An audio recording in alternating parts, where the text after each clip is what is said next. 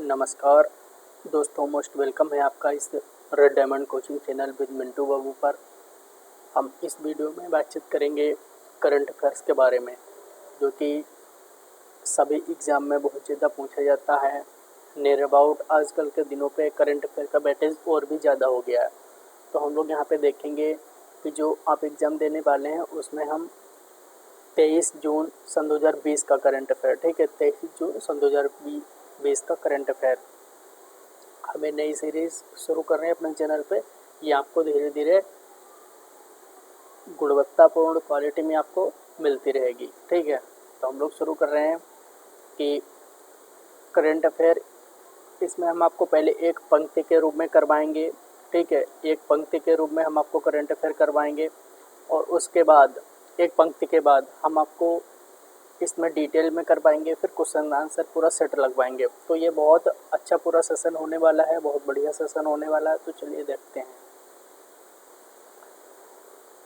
तो आप देख रहे हैं कि पहला जो पॉइंट है वो है भारत और जिस देश की सरकार ने भारत में कोरोना संकट से निपटने और कमज़ोर वर्ग के लोगों की सहायता और स्वास्थ्य सेवाओं को बढ़ाने हेतु 200 लाख यूरो का करार किया है, यानी भारत के साथ 200 लाख यूरो पे समझौता किसने किया है? तो आपको याद रखना है, फ्रांस ने। किसने किया है? फ्रांस ने।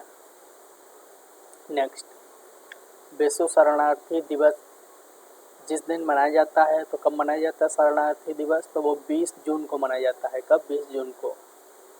नेक्स्ट, जिस राज्य के सहारनपुर में 50 लाख साल पुराना स्टेगोडॉन प्रजाति के हाथी का जीवाश्म मिला है, तो उत्तर प्रदेश में मिला है। एक्चुअली हाथी था 50 लाख साल पुराना, उसके कुछ जीवाश्म प्राप्त हुए हैं। तो कौन से प्रदेश में? ये उत्तर प्रदेश में प्राप्त हुए हैं।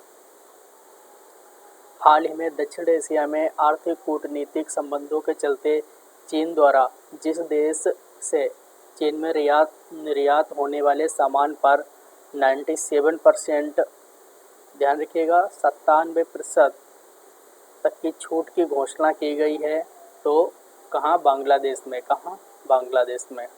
नेक्स्ट, कोरोना वायरस यानी कोविड-19 के मद्देनज़र वर्ष सन 2021 में आयोजित होने वाले 93 अकादमी पुरस्कार अथवा ऑस्कर को जितने माह के लिए स्थगित कर दिया गया है? तो लगभग कितने माह के लिए स्थगित कर दिया गया है? ये नेक्स्ट 2 माह के लिए और आगे बढ़ा दिया गया है। नेक्स्ट, भारतीय रिजर्व बैंक RBI ने PMC बैंक पर प्रतिबंध जितने दिन के लिए बढ़ा दिया है? तो PMC जो कि बैंक थी, उसमें घोटाला हुआ था, तो उसमें 6 माह के लिए प्रतिबंध और बढ़ा दिया है। कितने दिन के लिए? 6 माह के लिए। नेक्स्ट, अंतर्राष्ट्रीय योग दिवस जिस दिन मनाया जाता है, तो ये कब मनाया जाता है? ये 21 जून को मनाया जाता है। अगर बात करें योग पे, हमने बहुत अच्छा PDF और पूरा क्विज तैयार किया है। आप उससे हमारे टेलीग्राम चैनल से उस पर लिखिएगा रेड डायमंड कोचिंग। आपको टेलीग्राम चैनल पे हमारा आपको इमेज मिलेगी और हम वहाँ से बहुत ही अच्छा पूरा अंतर्राष्ट्रीय योग दिवस पे कौन कौन से क्विज, कौन कौन से क्वेश्चन बन सकते हैं, डिटेल में हमने डिस्कस किया है, ठीक है। नेक्स्ट, रणजी क्रिकेट में सबसे ज़्यादा विकेट लेने वाले जिस स्पिनर का हाल ही में निधन हो गया है, तो किसका? राजेंद्र गोयल का। किसका हुआ है ये? राजेंद्र गोयल। पूर्व RBI गवर्नर उर्जित पटेल को हाल ही में जिसका चेयरमैन नियुक्त किया गया है, तो इनको किया गया है NIPFP का। तो NIPFP होती क्या है? ये होती है the national institute of public finance policy. तो आप इसे लर्न कर लीजिए, the national institute of public finance policy. इसके उर्जित पटेल हैं, वो नए क्या है? चेयरमैन नियुक्त किए गए हैं। तो अब हम देखेंगे यहाँ पे महत्वपूर्ण क्वेश्चन आंसर, और उसके बाद आप इसका बहुत ही डिटेल आप देख पाएंगे, इसका समरी भी। तो वहाँ से आपको और भी क्वेश्चंस की जानकारी हो जाएगी। तो फर्स्ट देखिएगा कि भारतीय रिजर्व बैंक RBI ने PMC बैंक पर प्रतिबंध कितने दिनों के लिए लगा दिया है? तो आपसे इतने गिवन है, तो आपको याद है 6 महीने के लिए। कितने दिन के लिए? 6 महीने के लिए। यदि आप डिटेल में और देखना चाहते हैं तो देख लीजिए, भारतीय रिजर्व बैंक आरबीआई ने पीएमसी बैंक पर लगे प्रतिबंध को 6 माह के लिए बढ़ा दिया है। वहीं ग्राहकों को राहत देते हुए केस निकालने की लिमिट बढ़ा दी है। अब बैंक के डिपॉजिट्स 1 लाख रुपए तक निकाल सकेंगे। अब तक लिमिट 50,000 रुपये की थी। आरबीआई के इस फैसले के से करीब 84% डिपॉजिटर्स को राहत मिलेगी। दरअसल आरबीआई ने नियमों के उल्लंघन और गड़बड़ी को लेकर पीएमसी बैंक पर पाबंदी लगाई है। तो क्वेश्चन नंबर 2 देखिएगा, अंतर्राष्ट्रीय योग दिवस निम्न में से किस दिन मनाया जाता है? तो अंतर्राष्ट्रीय योग दिवस मनाया जाता है 21 जून को। कब मनाया जाता है? 21 जून को। तो इस बार थीम क्या थी योग दिवस की? योग दिवस की थीम थी कि स्वास्थ्य के लिए योग और घर से योग, यानी योगा फॉर हेल्थ और योगा फ्रॉम होम। ठीक है, ये इसकी थीम थी इस बार की। संयुक्त राष्ट्र संघ ने इस थीम को दिया था। और अगर योगा से संबंधित और क्वेश्चन की बात करें तो ये 21 जून को मनाया जाता है हर वर्ष। और पहली बार ये 21 जून सन 2015 को मनाया गया था भारत में। कब मनाया गया था? 21 जून सन 2015 को। और अगर इसके क्वेश्चंस की बात करें तो देखिए, संयुक्त राष्ट्र महासभा ने जो है कि वहाँ से मंजूरी मिलने के बाद भारत ने पहले बताया कि योग बेहतर है, सभी को करना चाहिए, तो मंजूरी मिली। उसके बाद 11 दिसंबर सन 2014 को इस प्रस्ताव को स्वीकार कर लिया गया। कब? 11 दिसंबर सन 2014 को। नेक्स्ट क्वेश्चन है, रणजी क्रिकेट में सबसे ज़्यादा विकेट लेने वाले किस स्पिनर का हाल ही में निधन हो गया है? तो राजेंद्र गोयल का। किसका निधन हो गया? राजेंद्र गोयल का निधन हो गया है। यदि आप और जानना चाहते हैं इस बारे में तो आप देख सकते हैं। नेक्स्ट क्वेश्चन है क्वेश्चन नंबर 4, पूर्व आरबीआई गवर्नर उर्जित पटेल को हाल ही में किसका चेयरमैन नियुक्त किया गया है? तो उर्जित पटेल, जो कि अभी आपको बताया था, NIPFP का पूरी फुल फॉर्म है the national institute of public finance and policy. ठीक है, तो इसके बारे में यदि आप और देखना चाहते हैं तो देख लीजिए। भारतीय रिजर्व बैंक के पूर्व गवर्नर उर्जित पटेल को, जो मैंने आपको बताया, इसका हिंदी अर्थ है राष्ट्रीय लोक वित्त एवं नीति संस्थान NIPFP का चेयरमैन नियुक्त किया गया है।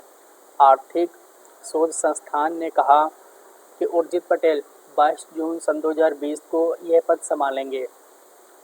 वे विजय केलकर का स्थान लेंगे, यानी इसकी जगह पे पहले कौन थे? इसकी जगह पे पहले थे विजय केलकर।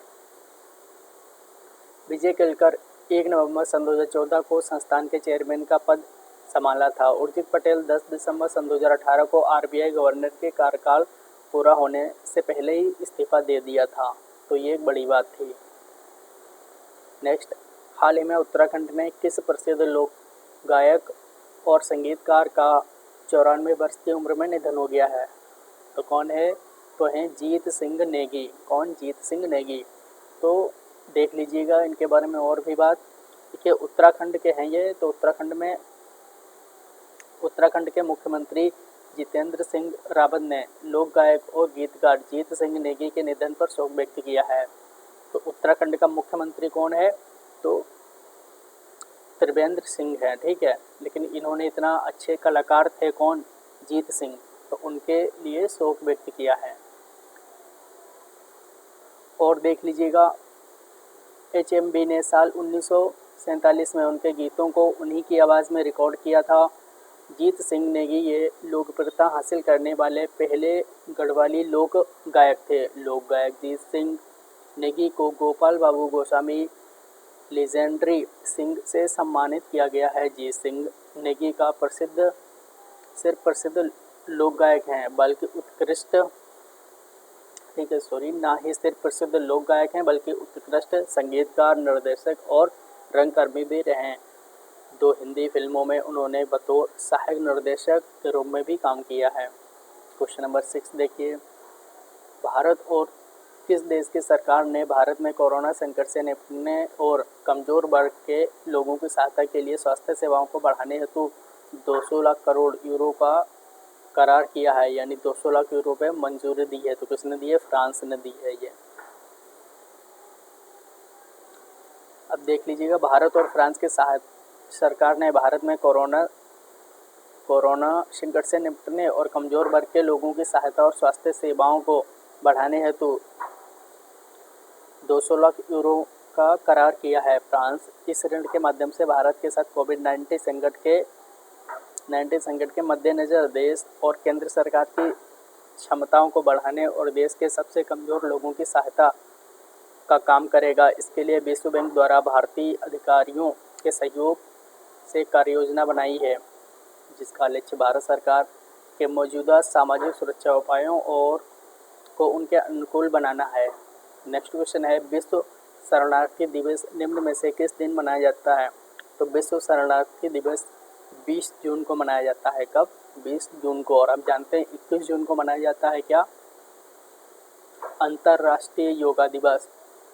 राष्ट्रीय होता है या अंतर्राष्ट्रीय? तो आप ध्यान रखिएगा, अंतर्राष्ट्रीय।